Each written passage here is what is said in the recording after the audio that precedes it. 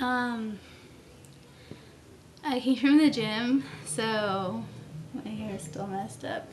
I promise you, one day I will be pretty.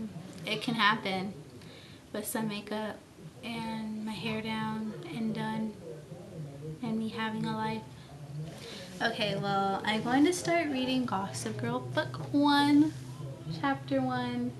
Probably going to be 2 videos because I need to keep these videos under 10 minutes, and I'm going to share with you guys the differences between the book and the show. So I read these books like 5 years ago, so I don't remember, so I need a refresher myself.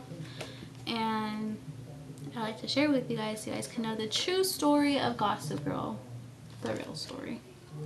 So I guess we can get started. Oh wait, I wanted to show you guys my glasses. I got them for $2 at Icing by Claire's. So yeah, let's get started. Might stumble upon some words, but that'll be very rare because I think I'm a good reader. I hope I'm a good reader. I don't want to be like those weirdos. Sorry if you're one of them. Like, I had to work my way here. Okay, well, it starts off on the website of Gossip Girl and her little blog, so we'll get through that. And in case you don't know, she talks by initials, so I'll let you know the characters' names, which after the first chapter you should get. But B is Blair, N is Nate, C is Chuck, and S is Serena. And that's all you need to know right now. So let's get started. Hey people, ever wonder what the lives of the chosen ones are really like? Well, I'm going to tell you, because I'm one of them. I'm not talking about beautiful models or actors or musical prodigies or mathematical geniuses. I'm talking about the people who are born to it. Those of us who have everything anyone could possibly wish for and who take it all completely for granted. Welcome to New York City's Upper East Side, where my friends and I live and go to school and play and sleep. Sometimes with each other. We all live in huge apartments with our own bedrooms and bathrooms and phone lines. We have unlimited access to money and booze and whatever else we want. And our parents are rarely home, so we have tons of privacy.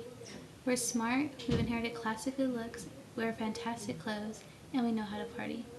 Our shit still stinks, but you can't smell it because the bathroom is sprayed hourly by the maid with a refreshing scent made exclusively for us by French perfumers. Really? It's a luxe life, but someone's gotta live it. Our apartments are all within walking distance of the Metropolitan Museum of Art on Fifth Avenue and the single-sex private schools like Constant Pillars, which most of us go to. Even with the hangover, Fifth Avenue always looks so beautiful in the morning with the sunlight glimmering on the heads of the sexy St. Jude schoolboys. But something is wrong on the Museum Mile.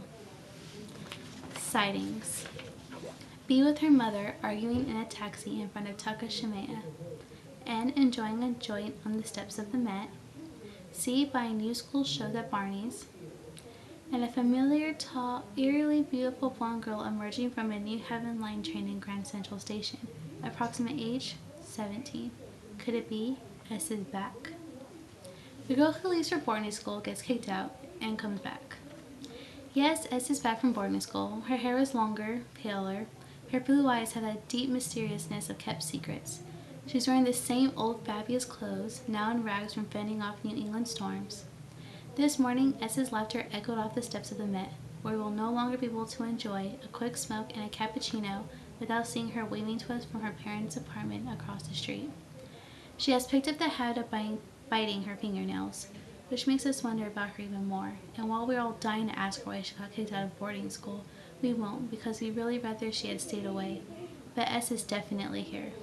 Just to be safe, we should all synchronize our watches. If we aren't careful, S is going to win over teachers, wear that dress we couldn't fit into, eat the last olive, have sex in our parents' beds, spill Campari on our rugs, steal our brothers' and boyfriends' hearts, and basically ruin our lives and piss us all off in a major way. I'll be watching closely. I'll be watching all of us. It's going to be a wild and wicked year. I can smell it. Love, Gossip Girl. And now we're starting chapter 1. Like most juicy stories, it started at a party. I watched Nickelodeon all morning in my room so I wouldn't have to eat breakfast with them. Blair Waldorf told her two best friends and constant Bullard's school classmates, Katie Farkas and Isabel Coates. My mother cooked him an omelet, and even though she knew how to use a stove. Blair tucked her long, dark brown hair behind her ears and swigged her mother's fine vintage scotch from the crystal tumbler in her hand. She was already on the second glass. What show did you watch? Isabel asked, removing a stray strand of hair from Blair's black cashmere cardigan. Who cares? Blair said, stamping her foot. She was wearing her new ballet black flats. Very bow-tie, proper preppy, which she could get away with because she can change her mind in an instant and put on her trashy, pointed knee-high boots, that sexy metallic skirt her mother hated. Poof, rockstar sex kitten. Meow. The point is, I was trapped in my room all morning because they were busy having a gross romantic breakfast in their matching red silk robes. They didn't even take showers. Blair took another gulp of her drink. The only way to tolerate the thought of her mother sleeping with that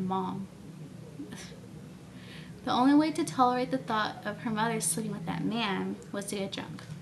Very drunk. Luckily, Blair and her friends came from the kind of families from where drinking was as commonplace as blowing your nose. Their parents believed that the quasi-European idea that the more access kids have to alcohol, the less likely they are to abuse it. So Blair and her friends could drink whatever they wanted whenever they wanted, as long as they maintained their grades and their looks and didn't embarrass themselves or the family by puking in public, pissing their pants, or ranting in the streets. The same thing went for everything else, like sex or drugs. As long as you kept your appearances, you're alright. But keep your panties on. That's coming later. The man Blair was so upset about was Cyrus Rose, her mother's new boyfriend. At that very moment, Cyrus Rose was standing on the other side of the living room greeting the dinner guests. He looked like someone who might help you pick shoes at Saks, bald except for a small bushy mustache, his fat stomach barely hidden in a shiny blue double-breasted suit.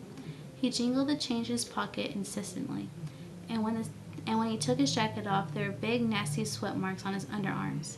He had a loud laugh, and he was very sweet to Blair's mother, but he wasn't Blair's father. Last year, Blair's father ran off to France with another man. No kidding, they live in a chateau and run a vineyard together, which is actually pretty cool if you think about it. So in the book, they start off right away by telling you that her dad already ran off to France, like in the show, but they do bring Cyrus Rose a lot earlier on, so obviously, like in the first page, so he's definitely mentioned right away. Okay, continuing. Of course, that was none of Cyrus Rose's fault, but that didn't matter to Blair. As far as Blair was concerned, Cyrus Rose was a completely annoying fat loser. But tonight, Blair was going to have to tolerate Cyrus Rose because the dinner party her mother was giving was in his honor, and all the Waldorf family friends were there to meet him. The Bass family and their sons, Chuck and Donald, Mr. Farkas and his daughter, Katie, the well-known actor Arthur Coates, his wife Titty, and their daughters Isabel, Regina, and Camilla, Captain and Mrs. Archibald and their son Nate, and the only ones who were missing were Mr. and Mrs. Vanderwood's teenage daughters Serena and son Eric were both away at school. So, Chuck has a brother. It says right here that the Bass family and their sons Chuck and Donald. So, that would have been cool if Chuck had a brother in the show. I think that would change things. I think that's pretty interesting. And I don't know why I kept losing my place in that section, but it won't happen again. Okay, so continuing. Blair's mother was famous for her dinner parties, and this was her first since the infamous divorce. The Waldorf penthouse had been expensively redecorated that summer in deep reds and chocolate browns, and it was full of antiques and artworks that would have impressed anyone who knew anything about art. In the center of the dining room table was the enormous silver bowl full of white orchids, pussy willows, and chestnut tree branches, a modern ensemble from Takashimiya, the Fifth Avenue luxury goods store. Gold-leaf place cards lay on every porcelain plate. In the kitchen, Myrtle the cook was singing Bob Marley songs to the solfaing, and the sloppy Irish maid Esther hadn't poured scotch on anyone's dress yet, thank God. So, they have an Irish maid named Esther, not a Polish maid named Dorota. So there's a difference right there. Blair was the only one getting sloppy, and if Cyrus Rose didn't stop harassing Nate, her boyfriend, she was going to have to go over there and spill her scotch all over his tacky Italian loafers. You and Blair have been going out a long time, am I right? Sarah said, punching Nate in the arm. He was trying to get the kid to loosen up a little. All these Upper East Side kids were way too uptight. That's what he thinks. Give them time. You sleep with her yet? Cyrus asked. Nate turned redder than the upholstery on the 18th century French chaise next to him. Well, we've known each other practically since we were born, he stuttered. But we've only been going out for like a year. We don't want to ruin it by, rushing before we're ready. Nate was just spitting back the lines that Blair always gave him when he asked her if she was ready to do it or not. But he was talking to his girlfriend's mother's boyfriend. What was he supposed to say? Dude, if I had my way, I'd be doing her right now. Absolutely, Cyrus said. He clasped Nate's shoulders with a friendly hand. Around his wrist was one of those gold Cartier cuff bracelets that you screw on and never take off. Very popular in the 80s and not so popular now. Unless you actually bought into that whole 80s revival thing. Hello. Let me give you some advice, Cyrus told Nate as if Nate had a choice. Don't listen to a word that girl says. Girls like surprises. They want you to keep things interesting. You know what I mean? Nate nodded, frowning. He tried to remember the last time he'd surprised Blair. The only thing that came to mind was that time he bought her an ice cream cone when he picked her up in the tennis lesson. That was over a month ago, and it was a pretty lame surprise by any standard. At this rate, he and Blair might never have sex. Nate was one of those boys you look at, and while you're looking at them, you know they're thinking, that girl can take her eyes off me because I'm so hot. Nate was one of those boys you look at while you're looking at them. You know they're thinking, that girl can't take her eyes off me because I'm so hot. Although he didn't act like at all conceited about it, he couldn't help not looking hot. He was just born that way. Poor guy. Okay, well, I am going to read the second part of this chapter and the other video, so click on that link down here if you want to hear about Nate and Blair's sex.